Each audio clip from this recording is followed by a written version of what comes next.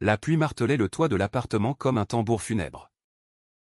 Et Nicolas, les yeux rivés sur le sceau de l'ange du Pont-Neuf, murmura d'une voix brisée, « C'est fini. Tout est fini. » Son cœur, ce traître, battait encore. Mais il le sentait s'effilocher, fil par fil, sous le poids d'un secret trop lourd à porter. Dans le silence oppressant de la nuit parisienne, il enjamba la rambarde, le vent froid de la Seine lui fouettant le visage. Et pour la première fois depuis des mois, il se sentit libre de tomber. Paris, cette ville des amours éternels, s'était muée en geôle impitoyable pour Nicolas Duval. 28 ans. Architecte aux rêves brisés. Fils d'un père militaire rigide, mort au front en Afghanistan. Et d'une mère qui tricotait des écharpes pour oublier le vide. Il avait grandi dans l'ombre d'une famille où les faiblesses étaient des crimes. À l'école des beaux-arts, il avait excellé, dessinant des cathédrales gothiques qui défiaient le ciel. Mais son âme, elle, restait cloîtrée. Il aimait les hommes à un amour farouche, interdit, qui le rongeait comme un acide lent. Et ce soir-là, après que son amant, Étienne, l'eut trahi en le dénonçant à leurs amis communs lors d'une soirée arrosée au Marais, Nicolas avait craqué. « T'es rien qu'un pédé. Nico » avait ri Étienne, les yeux vitreux de vin et de mépris.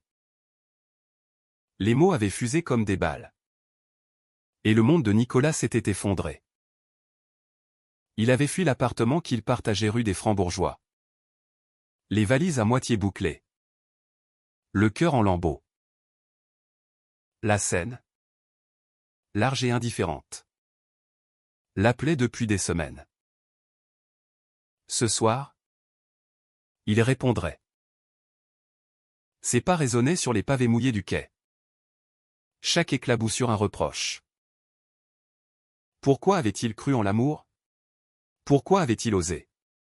À 20 ans, un baiser volé avec un camarade de classe à la Sorbonne avait suffi à le marquer au fer rouge. Fils indigne, avait craché son oncle lors de l'enterrement du père. Nicolas avait ravalé ses larmes, enfoui son désir au plus profond de son être. Jusqu'à ce qu'Étienne, avec ses boucles châtaines et son sourire de poète maudit, vienne le déterrer. Mais Étienne n'était qu'un mirage. Architecte comme lui, il travaillait sur le même projet de rénovation du Louvre. Et leur liaison avait été un feu de paille passionné. Consumant, mais éphémère. Ils s'étaient aimés dans les alcôves sombres des bibliothèques de l'école, sous les regards complices des statues antiques. Tu es mon Notre-Dame, Nico, murmurait Étienne en traçant des plans sur sa peau. Nicolas y avait cru. Avait osé rêver d'un avenir où il pourrait être lui-même, un homme aimant un autre homme. Sans chaîne. Mais la trahison avait tout balayé. Lors de cette soirée, Étienne, ivre et jaloux d'un flirt innocent de Nicolas avec un collègue, avait lâché le secret comme une grenade. Les rires fusaient. Les regards se détournaient. Nicolas s'était senti nu, écorché vif. Il s'arrêta au milieu du pont. Le parapet froid sous ses paumes. En bas, les eaux noires tourbillonnaient, promettant l'oubli. Adieu, Paris, pensa-t-il. Et il bascula en avant. Le vide l'aspira. Le vent hurla à ses oreilles. Et pendant une fraction de seconde, il vit défiler sa vie, les croquis d'enfance. Le baiser volé. Les nuits d'amour volées. Puis une main ferme agrippa son poignet. Et un cri perça la nuit, Nico. Non. C'était Gabriel. Son petit frère. 16 ans. Essoufflé. Les cheveux plaqués par la pluie. Comment? Pourquoi? Gabriel. Ce gamin aux yeux verts hérité de leur mère. Qui vivait encore dans leur maison familiale à Montmartre. Loin des tourments de l'adulte. Nicolas avait toujours été le grand frère protecteur. Celui qui l'emmenait au Louvre pour lui montrer les secrets des fresques. Qui lui apprenait à dessiner les gargouilles de Notre-Dame. Mais Gabriel n'était plus un enfant, il grandissait. Et ce soir, il avait suivi Nicolas. Flairant le désespoir dans son silence lors de leur dernier appel. Lâche-moi, grogna Nicolas. Les larmes se mêlant à la pluie. Mais Gabriel tint bon. Ses doigts fins comme des serres d'aigle. Jamais. T'es mon frère. Bordel. Descends de là. Sa voix. D'habitude si douce. Chevrotait de peur. Nicolas glissa. Son corps heurtant le bord du pont. Et Gabriel. Avec une force insoupçonnée. Le hissa de l'autre côté. Ils s'effondrèrent ensemble sur les pavés. Haletants. Enlacés dans une étreinte maladroite. Pourquoi t'es venu, murmura Nicolas. La voix rauque. Gabriel. Les joues rougies par l'effort. Répondit simplement, parce que je sais. Pour Étienne. Pour tout. Comment Gabriel savait-il? Les pièces du puzzle se mirent en place dans l'esprit embrumé de Nicolas. Les textos non lus. Les appels coupés courts. Gabriel. Ce petit fouineur. Avait fouillé son téléphone lors d'une visite surprise à l'appartement. Il avait vu les messages. Les photos intimes. Et au lieu de juger, il avait attendu. Guettant le moment où Nicolas craquerait. T'es gay. Nico. Et alors?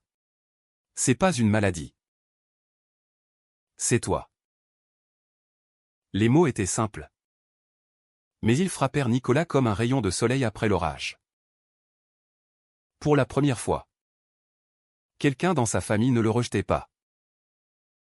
Pas de pitié feinte. Pas de sermon biblique. Juste une acceptation brute. Adolescente. Pure. Ils rentrèrent à pied. Le long des quais. Sous la pluie qui lavait les péchés de la ville. Gabriel parlait sans cesse. Pour combler le silence, des blagues sur les touristes japonais au Louvre. Des anecdotes sur ses profs de lycée. Nicolas écoutait. Engourdi. Mais une étincelle s'allumait en lui. À Montmartre. Leur mère dormait. Ignorant tout.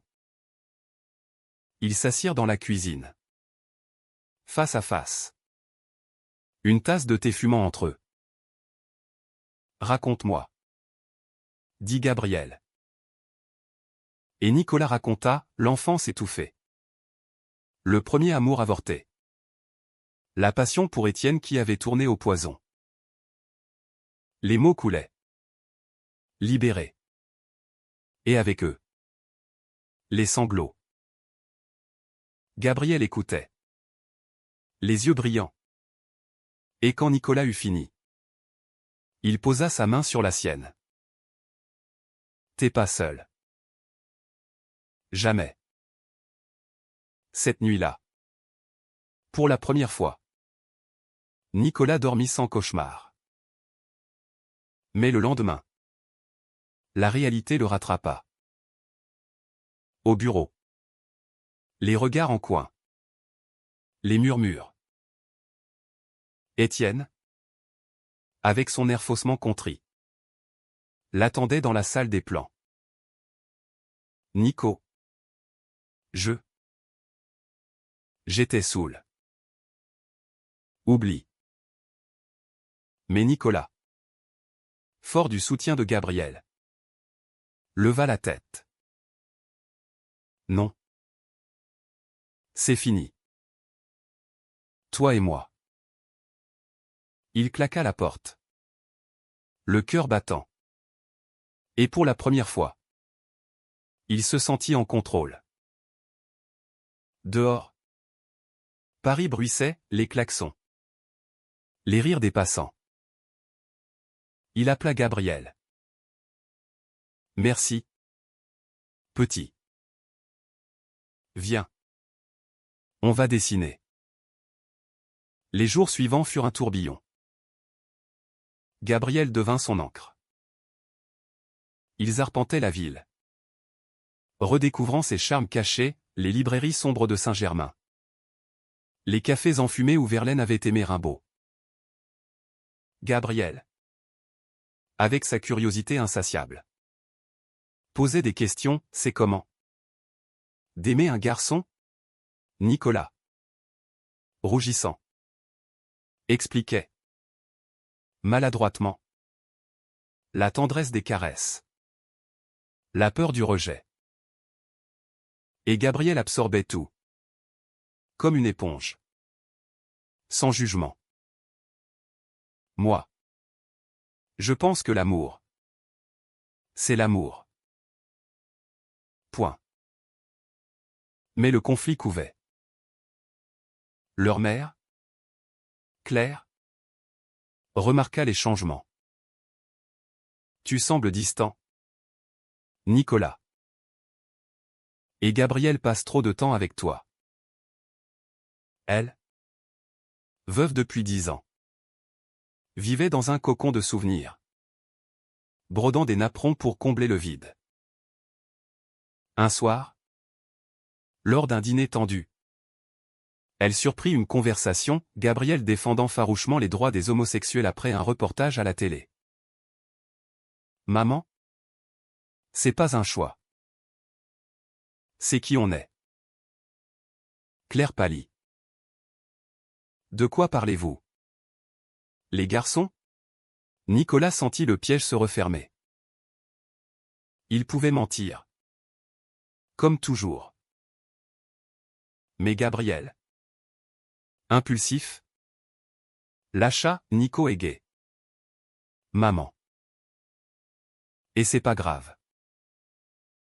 Le silence qui suivit fut assourdissant. Claire se leva, les lèvres tremblantes. Mon fils. Un sodomite? Après ton père. Elle s'effondra en larmes, fuyant vers sa chambre. Nicolas, blême, se tourna vers Gabriel. Pourquoi? Son frère, les yeux baissés, murmura, parce que c'est la vérité. Et la vérité libère. Cette nuit, Nicolas ne dormit pas. La trahison de sa mère, où était-ce la sienne? Le rongeait. Il repensa à Étienne, à la facilité avec laquelle l'amour virait à la haine. Était-ce le monde entier contre lui? Au lever du soleil, il prit une décision, quitter Paris. Recommencer ailleurs. Mais Gabriel l'en dissuada. Fuir? Non. Affronte. Je suis avec toi. Les semaines suivantes furent un champ de mine émotionnel. Claire, oscillant entre déni et colère, alternait silence glacial et reproches voilés. Pense à ta grand-mère. Nicolas. Elle qui priait tant pour nous. Elle ne le touchait plus. Ne l'embrassait plus sur la joue. Les repas se déroulaient dans une tension palpable. Gabriel faisant office de bouclier, racontant des histoires drôles pour détendre l'atmosphère. Mais sous la table, sa main serrait celle de Nicolas. Un pacte muet de solidarité. Au travail, la rumeur s'était propagée comme une traînée de poudre. Les collègues.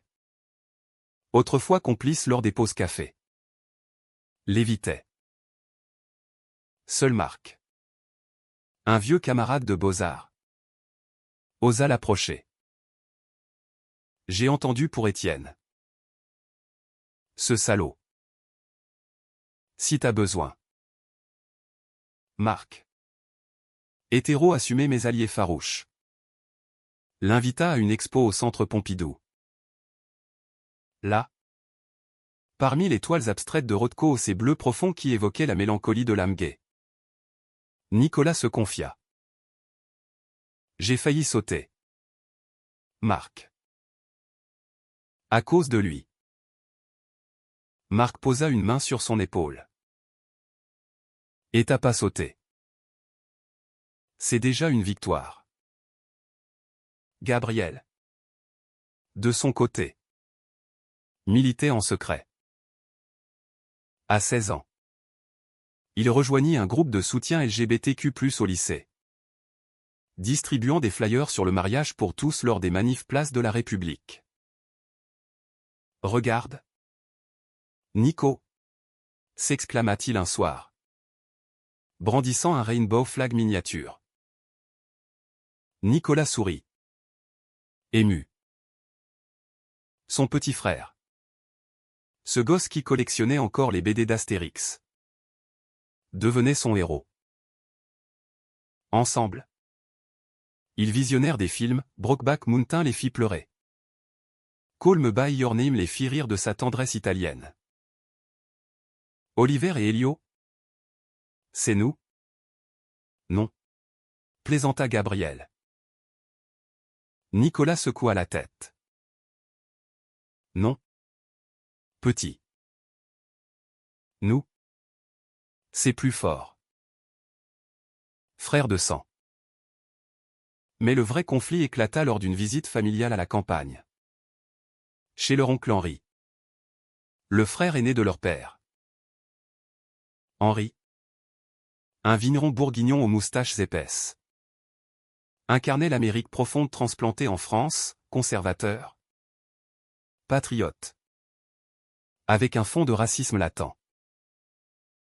Claire. Cherchant du réconfort. Avait insisté pour ce week-end. Oublie tes bêtises. Nicolas. Ici. On est une famille. Nicolas avait cédé. Gabriel à ses côtés comme un rempart. La maison d'Henri. Nichée parmi les vignes automnales. Exhalait une odeur de terre humide et de vin jeune. Le dîner fut un piège. Henri. Après quelques verres de chardonnay. Lança, j'ai entendu des rumeurs sur toi. Neveu. Des trucs de Parisiens décadents. Claire rougit. Baissant les yeux. Nicolas. Le cœur serré. Répondit calmement, oui. Tonton. Je suis gai. Le silence fut rompu par le ricanement d'Henri.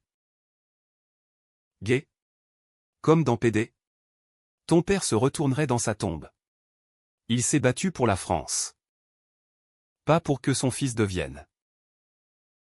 Ça. Gabriel bondit. Ferme-la. Oncle Henri. Nico est plus homme que toi. Il bosse dur. Il aime profondément. Toi. T'es qu'un bigot. Henri se leva. Rouge de colère. Renversant son verre. Petit insolent. Dehors. Claire hurla. Tentant de calmer le jeu. Mais le mal était fait. Nicolas. Les poings serrés. Traîna Gabriel dehors. Sous la pluie fine de Bourgogne. Ils coururent jusqu'au village. S'abritant dans une grange abandonnée. Désolé? Nico. J'ai merdé. Gabriel pleurait. Pour la première fois depuis l'enfance. Nicolas l'enlaça. Non. Petit. T'as été courageux. Ils parlèrent des heures. Sous le crépitement de la pluie sur les tuiles. Nicolas confia ses peurs les plus intimes, la solitude des nuits où il imaginait un amant fidèle. La terreur de vieillir seul. Gabriel. Avec la sagesse d'un vieux sage. Répondit, l'amour viendra. Pas comme Étienne. Quelqu'un qui te verra vraiment. Et pour la première fois. Nicolas osa rêver à voix haute, un partenaire qui partagerait ses croquis. Qui marcherait main dans la main sous les marronniers du Luxembourg. Le lendemain. Ils rentrèrent à Paris sans Claire. Qui resta avec Henri pour arranger les choses. La trahison de la famille élargie pesa lourd. Mais elle forgea leur lien. De retour en ville. Nicolas plongea dans le travail. Redésignant un pavillon abandonné en centre communautaire LGBTQ+. Gabriel l'aida. Peignant des murales colorées sur les murs, des couples enlacés sous la tour Eiffel. Des drapeaux arc-en-ciel flottant au vent. C'est pour nous, dit Gabriel. Pour que d'autres n'aient pas à sauter. Pourtant, l'ombre d'Étienne planait. Une semaine plus tard, il apparut au chantier. Fleur en main. Un air de chien battu. Pardonne-moi. Nico. J'étais perdu. Laisse-moi une chance. Nicolas hésita. Le cœur tiraillé. Étienne, avec ses yeux implorants, ravivait les souvenirs, les nuits d'amour. Les promesses chuchotées. Gabriel, flairant le danger, surgit comme un diable de sa boîte. Dégage. Traître. T'as brisé mon frère. Étienne ricana. Tiens. Le petit garde du corps.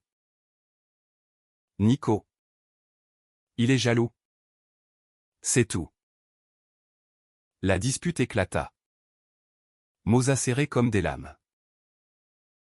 Nicolas. Déchiré. Choisi finalement, c'est fini. Étienne. Pour de bon. Mais la blessure rouvrit. Ce soir-là. Seul dans son nouvel appartement à un studio modeste près de Bastille. Nicolas sombra. Les murs se refermèrent. Les ombres dansaient comme des fantômes. Il composa le numéro d'urgence. Mais raccrocha. Au lieu de ça, il appela Gabriel. Viens. J'ai besoin de toi. Gabriel arriva en trombe. Sac de couchage sous le bras. Ils passèrent la nuit à parler. À rire. À pleurer. Gabriel confia ses propres doutes, une attirance naissante pour un camarade de classe. Un garçon aux cheveux noirs nommé Lucas. Et si j'étais comme toi? Nicolas le serra contre lui. Alors on affrontera ensemble. Frère. Toujours. Leur relation s'approfondit. Un amour fraternel pur. Teinté de romantisme platonique. Ils devinrent inséparables, balade en Vélib le long de la Seine. Pique-nique sous les cerisiers de Vincennes. Nicolas. Inspiré. Commença à écrire un journal, des poèmes sur l'amour interdit. Des esquisses d'un Paris queer. Gabriel illustra le tout. Son talent brut illuminant les pages. On publiera ça un jour. Promit-il. Mais Claire revint. Changée. Après des nuits blanches. Influencée par une voisine militante. Elle frappa à la porte. Pardonne-moi. Mon fils. J'ai eu peur. Peur de te perdre comme ton père. Les larmes coulaient. Nicolas, méfiant, l'invita à entrer. Gabriel observa. Prête à intervenir. Claire s'assit. Prit la main de Nicolas. Je t'aime. Tel que tu es. Ce fut le début d'une réconciliation fragile. Faite de thé et de confidence. Pourtant, le destin réservait un coup bas. Lors d'une manif pour les droits trans, Gabriel fut agressé par une bande homophobe. Un coup de poing. Un œil au beurre noir. Nicolas, apprenant la nouvelle à l'hôpital, explosa. C'est à cause de moi. Si j'avais pas. Gabriel. Pansement sur le visage. Rit faiblement. Non. C'est le monde qui est pourri. Pas toi. Cette violence raviva les flammes. Nicolas jura de se battre. Il contacta des associations. Organisa un atelier d'art-thérapie pour jeunes queers. Gabriel, convalescent, dessina le logo, deux mains enlacées formant un arc-en-ciel. Leur duo devint légendaire dans les cercles militants, le grand frère architecte. L'adolescent artiste. L'été enveloppa Paris d'une chaleur moite, transformant les rues en fournaises. Nicolas et Gabriel, inséparables, s'échappaient vers la campagne en train. Vers les champs de lavande de Provence, un cadeau de Claire, qui, peu à peu, se rachetait. Elle tricotait désormais des écharpes aux couleurs de l'arc-en-ciel. Un geste timide mais symbolique. Pour que tu te sentes enveloppé d'amour, avait-elle dit, rougissante. Nicolas, ému, l'avait serrée dans ses bras, sentant les fissures de leur lien se ressouder. Mais sous cette quiétude, le désir bouillonnait en Nicolas. La solitude amoureuse le rongeait. Lors d'une soirée au Queen, le club gay iconique des Champs-Élysées, il rencontra Alexandre. Grand, aux yeux bleus comme la Méditerranée. Barman avec un sourire qui désarmait.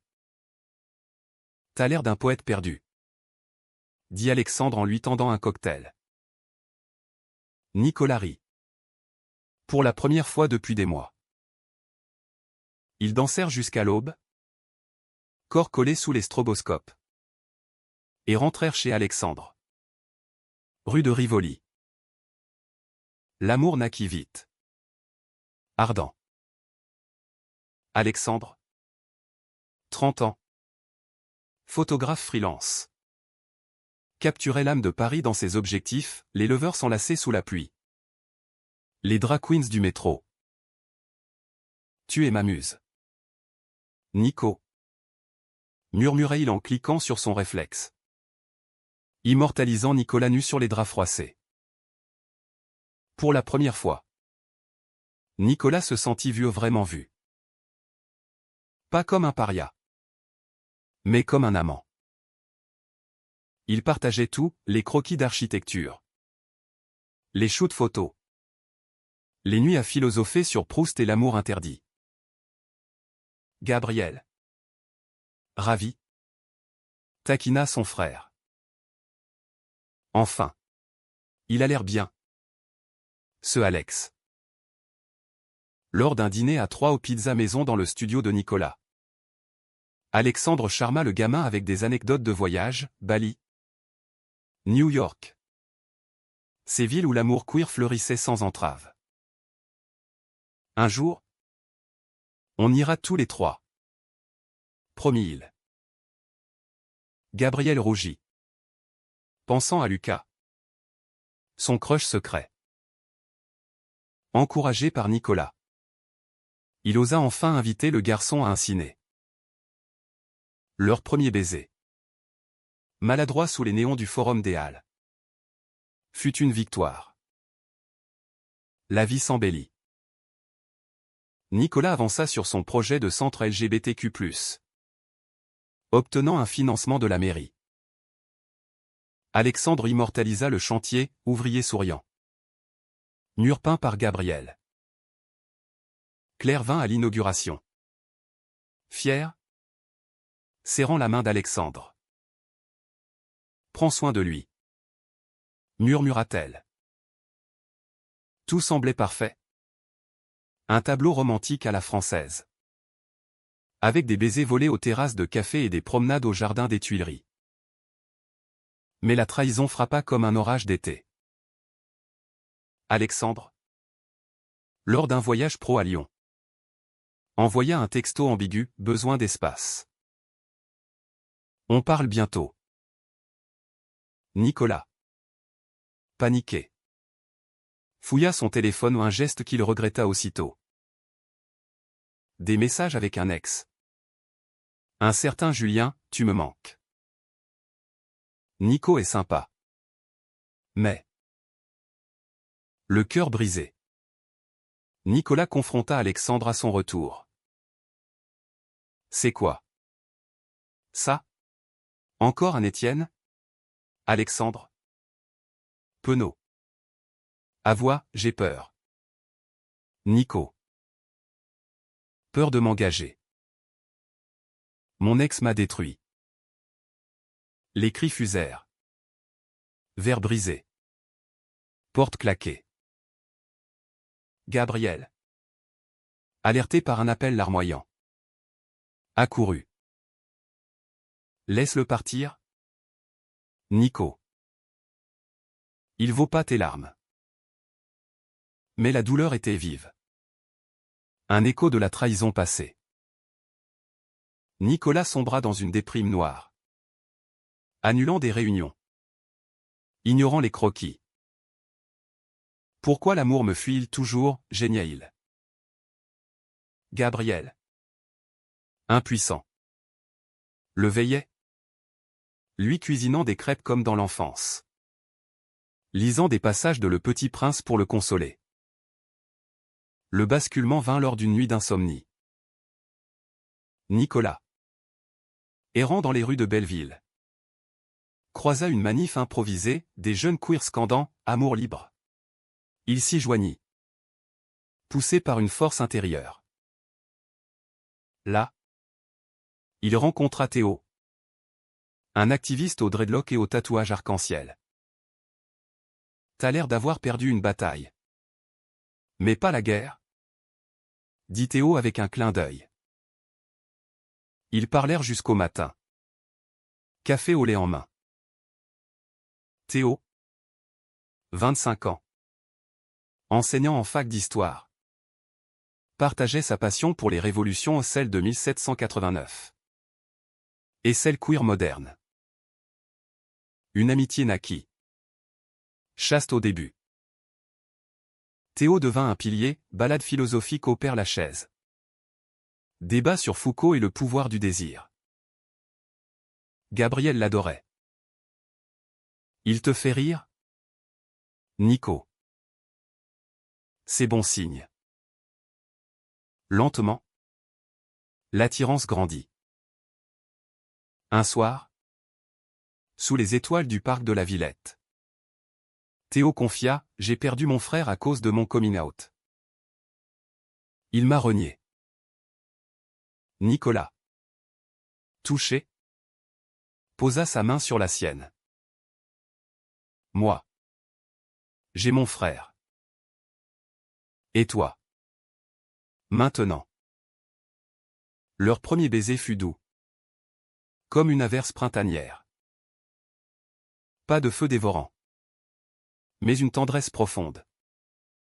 Humaniste. Alexandre devint un souvenir fané. Nicolas.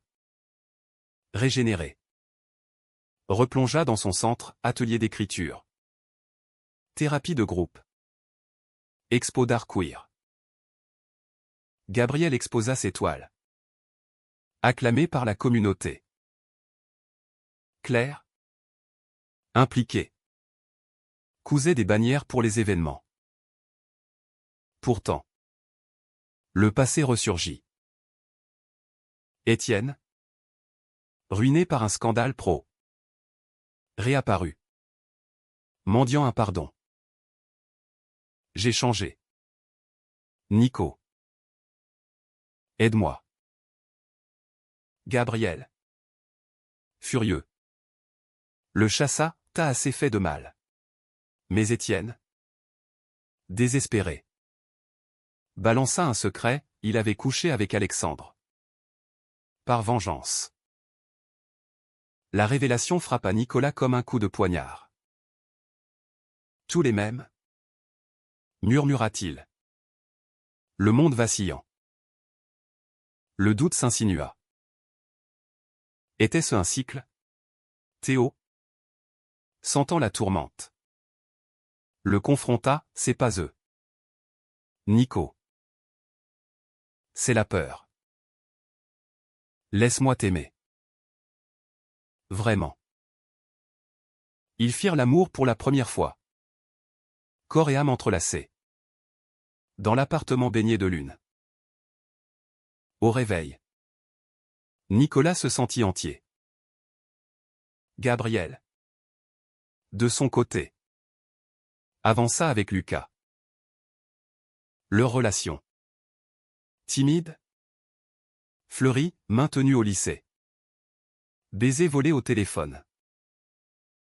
Mais un soir, Lucas craqua sous la pression familiale. Mes parents. Ils me haïssent. Gabriel. Cœur serré. Le soutint. Mais douta, et si l'amour fait trop mal? Nicolas. Sage. Répondit, il fait mal. Mais il guérit.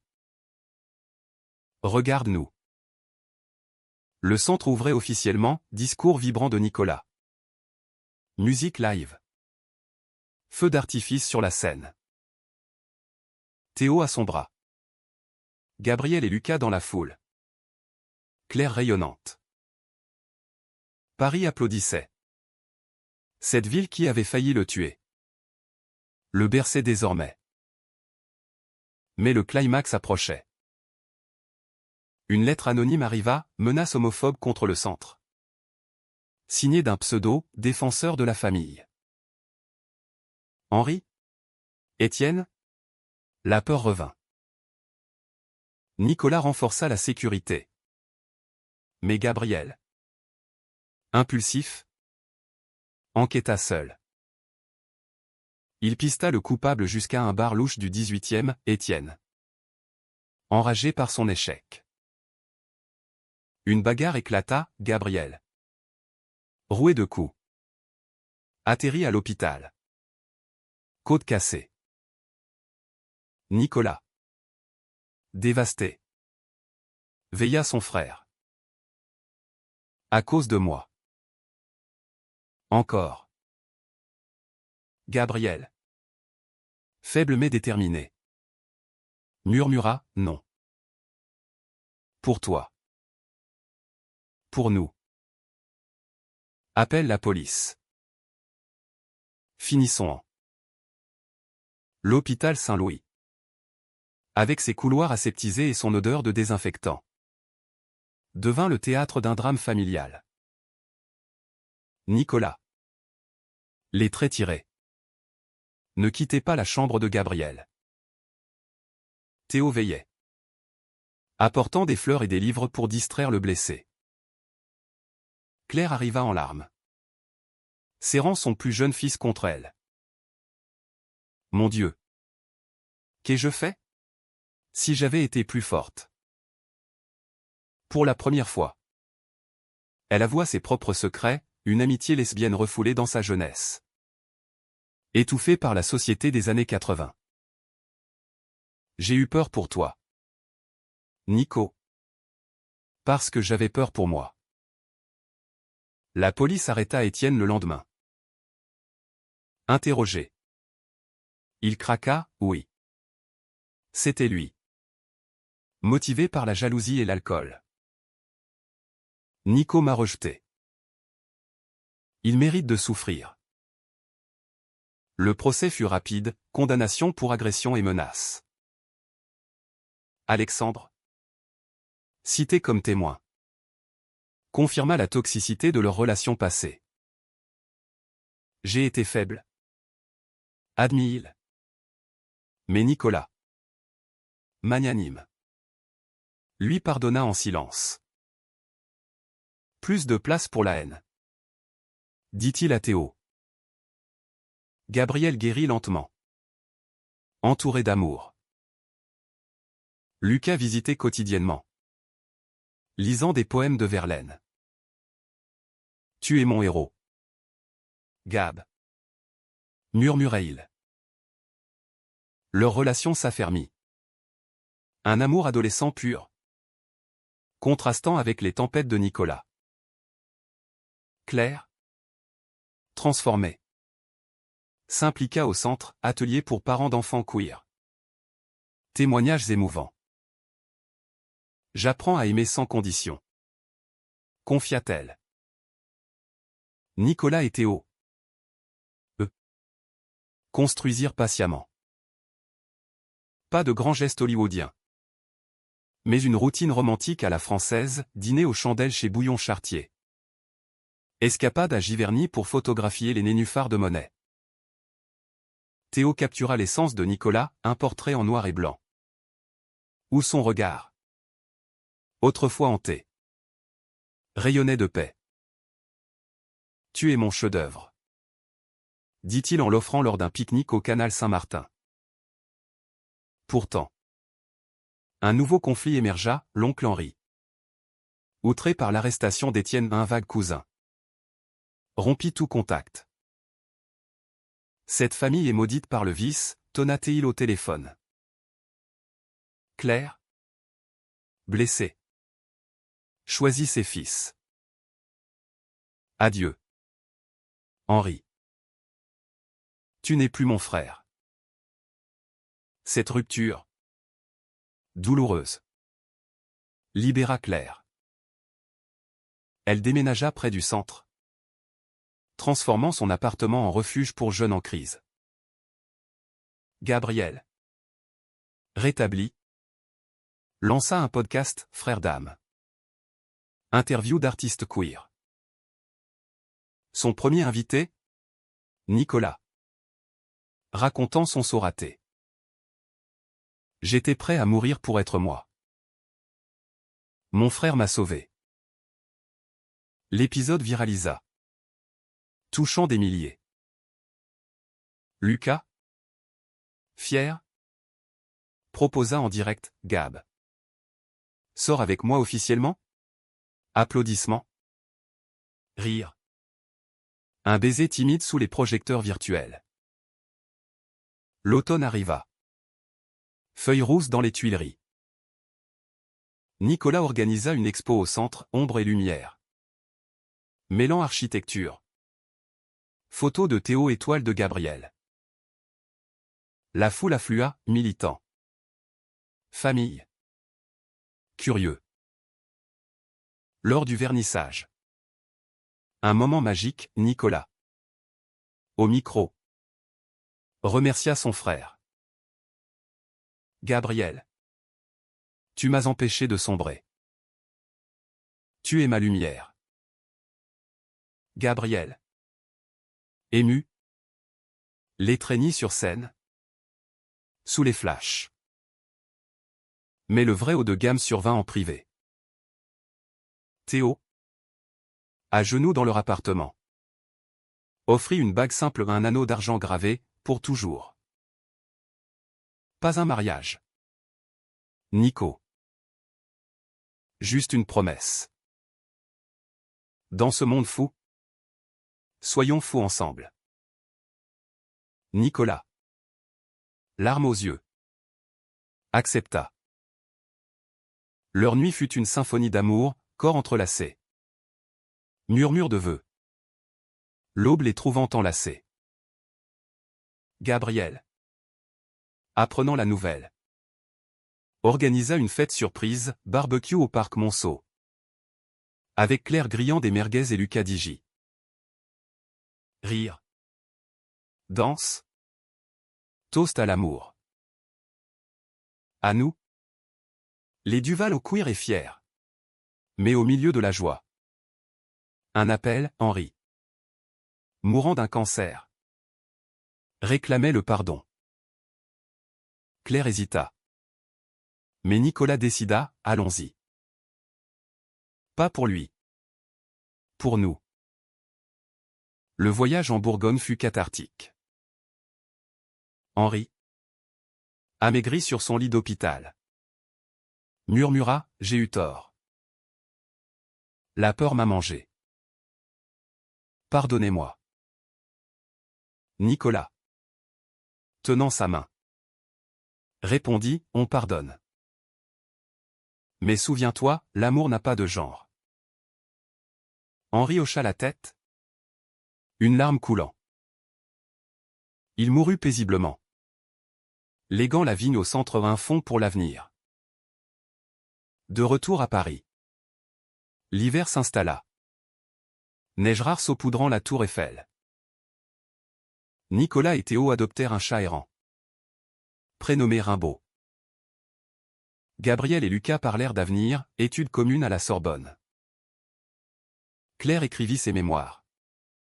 Un hommage aux amours cachés. Pourtant. Une ombre plana, Théo. Diagnostiqué VIH positif. Un passé qu'il avait eu.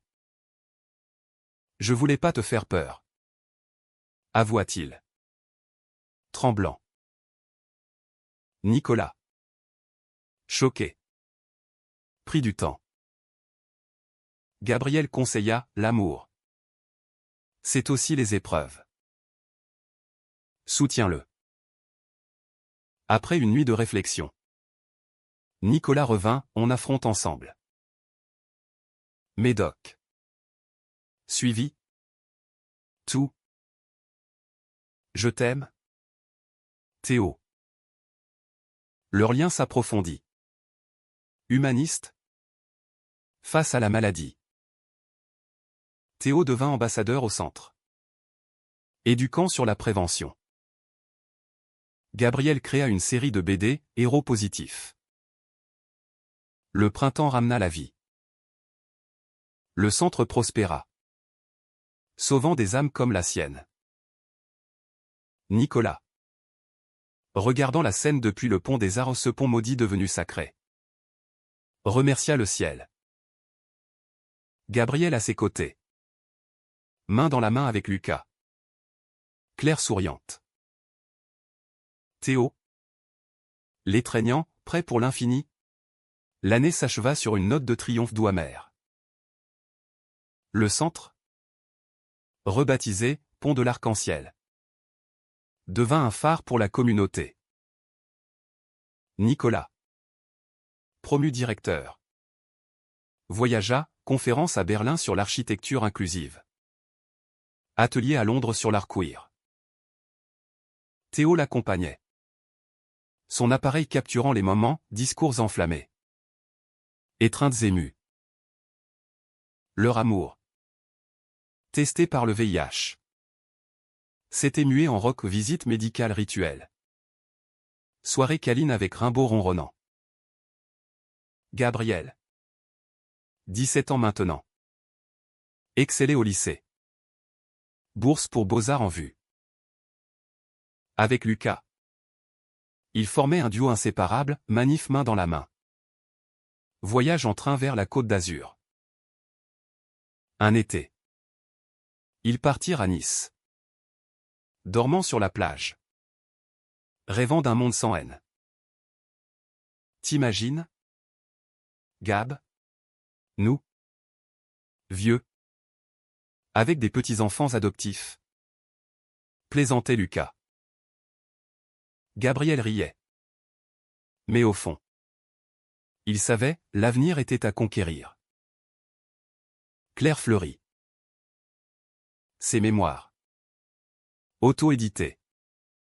Touchèrent des cœurs, une mer en arc-en-ciel. Elle anima des cercles de paroles, aidant d'autres parents à embrasser leurs enfants. J'ai failli perdre Nicolas par ma peur, confiait-elle. Ne répétez pas mes erreurs. Mais la vie, cruelle, réserva une épreuve finale.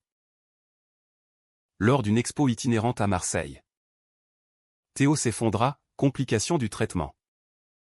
Hospitalisation d'urgence.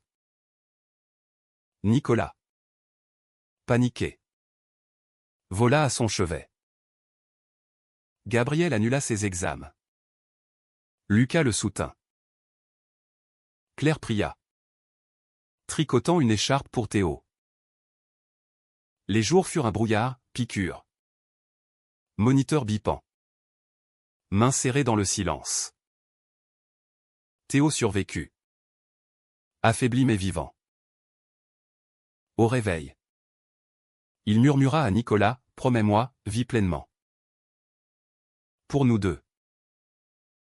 Nicolas pleura, jurant fidélité. Leur convalescence fut une lune de miel forcée, balade en fauteuil roulant le long du vieux port. Glace à la menthe.